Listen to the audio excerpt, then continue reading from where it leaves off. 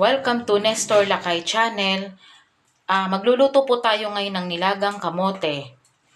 At pagkatapos po natin magluto ng nilagang kamote, magluluto tayo ng bulanglang na spinach.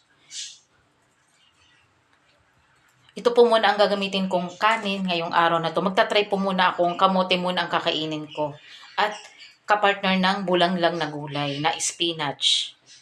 Healthy lifestyle muna tayong araw na to. Healthy food po muna tayo ngayong araw na to. Ito po yung ating nabili po na fresh spinach. Meron nabibili kami dito sa Phase 2. Pag namamalengke si Nestor Lakay, kapag mayroong nagtitinda ng spinach, talagang bumibili po kami kasi bihira lang kami makabili ng spinach. Ang ihahalo po nating gulay sa lulutuin nating bulanglang na spinach, lalagyan din natin ng okra, kalabasa at sitaw. Wala po itong sahog itong ating lulutuin. Lalagyan lang natin to ng luya at saka sibuyas.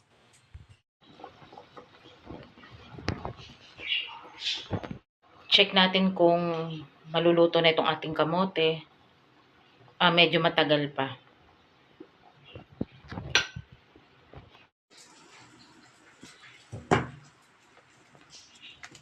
Luto na po ang ating nilagang kamote.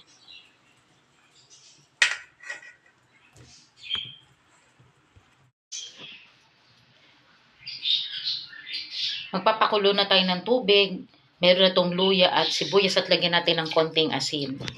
Kapag kumulo na to, saka natin ilagay ang kalabasa, okra, sitaw at panghuli natin ilalagay ang spinach.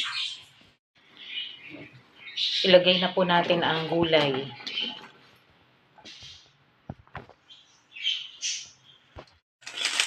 Lagyan natin ng seasoning na pampalasa.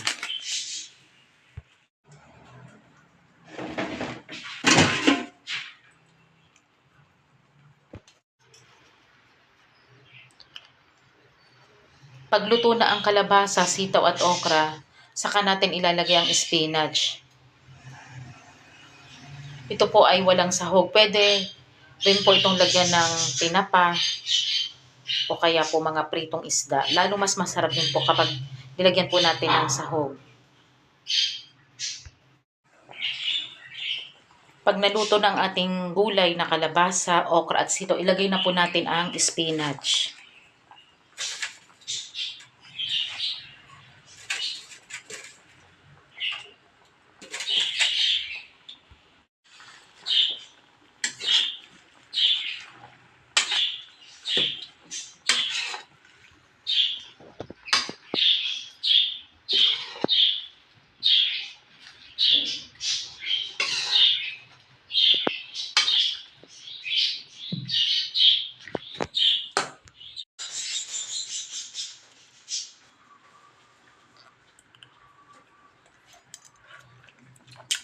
Ang sarap ng ating bulanglang na spinach.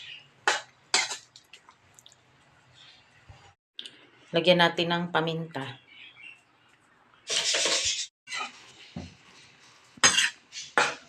Masarap at madaling lutuin at budget ulam. Healthy food. Healthy ulam. Luto na ang ating bulanglang na spinach. Luto na ang ating nilagang kamote at meron tayong bulanglang na spinach. Healthy food tayo ngayong araw na to. Masarap at madaling lutuin.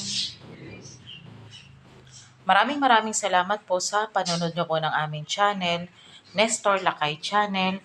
At huwag niyong kalimutan mag-like, share, and subscribe po sa aming channel. Maraming salamat po and God bless po sa ating lahat. Kain po tayo!